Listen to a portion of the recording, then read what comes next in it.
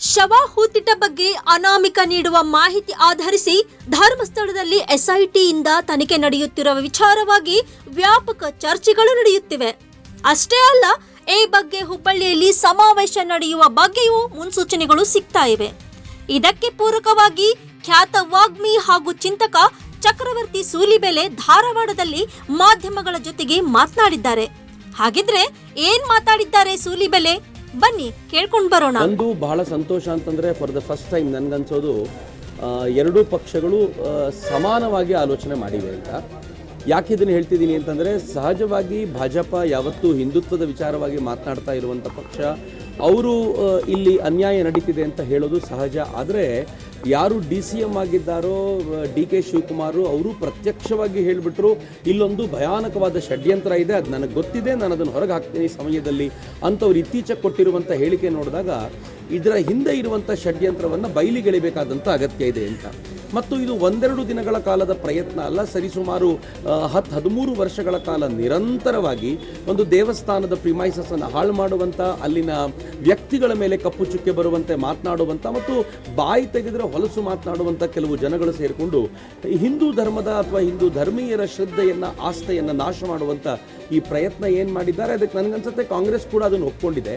ಇದನ್ನು ಸ್ವತಃ ಕಾಂಗ್ರೆಸ್ಸಿನ ಕೆಲವು ಮಂತ್ರಿಗಳು ಹೇಳಿದ್ದಾರೆ, ನಾವು ಒತ್ತಡಕ್ಕೆ ಬಿದ್ದು SIT ಕೊಡಬೇಕಾಗಿ ಬಂತು ಅಂತ. ಯಾರ ಒತ್ತಡಕ್ಕೆ ಸರ್ಕಾರ? ಸಿದ್ದರಾಮಯ್ಯನವರು ತುಂಬ ಸ್ಪಷ್ಟವಾಗಿ ಹೇಳಿದ್ರು, ಯಾರ ಒತ್ತಡಕ್ಕೂ ನಾವು ಒಳಗಾಗೋದಿಲ್ಲ. ಹಾಗಿದ್ಮೇಲೆ ಒತ್ತಡ ಯಾರದ್ದಿತ್ತು ಅವ್ರದ್ದು ಅನ್ನೋದು ಕೂಡ ಈಗ ಸಿದ್ದರಾಮಯ್ಯನವರು ಉತ್ತರಿಸಬೇಕು.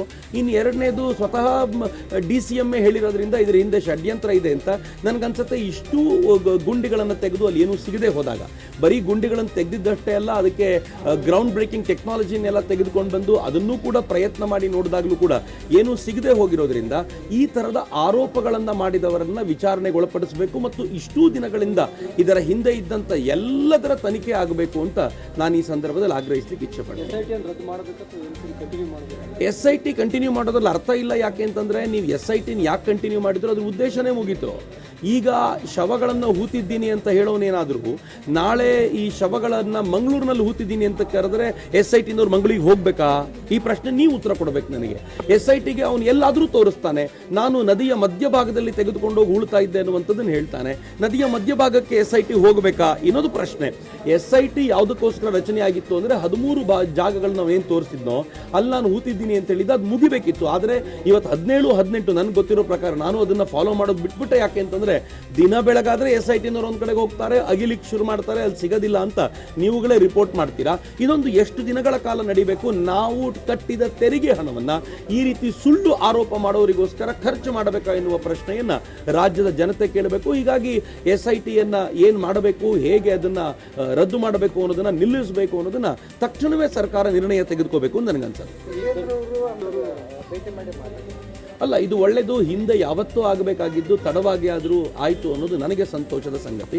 ನಾನು ಕಳೆದ ಒಂದು ದಶಕದಿಂದಲೂ ಕೂಡ ಈ ಹೋರಾಟದಲ್ಲಿ ಅಥವಾ ಈ ಚಿಂತನೆಯಲ್ಲಿ ಇರೋದ್ರಿಂದ ನಾನು ಅದನ್ನು ಹತ್ತಿರದಿಂದ ನೋಡ್ಕೊಂಡು ಬಂದಿದ್ದೀನಿ. ಯಾವತ್ತೋ ಇದಕ್ಕೆ ಸಪೋರ್ಟ್ ವ್ಯಾಪಕವಾಗಿ ಸಿಗಬೇಕಿತ್ತು. ಆದರೆ ಇವತ್ತು ಇಡೀ ರಾಜ್ಯದ ಜನತೆ ಎಚ್ಚೆತ್ತೋರಿದ್ದು ನೋಡಿದ್ರೆ, ಇದು ಸರ್ಕಾರ SITಯ ಈ ರಿಪೋರ್ಟನ್ನು ಕೂಡಲೇ ಹೊರಗೆ ತಂದು SITನ ರದ್ದು ಮಾಡದಿದ್ರೆ ಇಡೀ ರಾಜ್ಯದಲ್ಲಿ ಈ ಕುರಿತಂತೆ ದೊಡ್ಡ ಆಂದೋಲನಗಳಾಗೋದ್ರಲ್ಲಿ ಯಾರಿಗೂ ಅಚ್ಚರಿ ಇಲ್ಲ. ಯಾಕೆಂದರೆ ದಿನ ಬೆಳಗಾದರೆ ಹಿಂದೂ ಧರ್ಮಕ್ಷೇತ್ರಗಳ ಕುರಿತಂತೆ ಮಾತನಾಡುವಂಥ ಮತ್ತು ಹಿಂದೂ ಧರ್ಮ ಪುರುಷರ ಕುರಿತಂತೆ ಅವಹೇಳನಕಾರಿಯಾಗಿ ಮಾತನಾಡುವಂಥವ್ರ ಕುರಿತಾಗಿ ಇನ್ನು ಜನ ಬೀದಿಯಲ್ಲಿ ದಂಗೆ ಹೇಳುವಂಥ ಸ್ಥಿತಿ ನಿರ್ಮಾಣವಾದರೆ ಸಿದ್ದರಾಮಯ್ಯನವರೇ ಹೊಣೆ ಆಗಿಬಿಡ್ತಾರೆ. ಅದಕ್ಕೆ ಅವರು ತಕ್ಷಣವೇ ನಿರ್ಣಯ ತೆಗೆದುಕೊಳ್ಬೇಕು. ಇಂಥ ವಿಚಾರಗಳಿಗೆಲ್ಲ ಮೀನಮೇಷ ಎಣಿಸ್ತಾ ಕೂತ್ಕೊಳ್ಳೋದು ಒಳ್ಳೆಯದಲ್ಲ.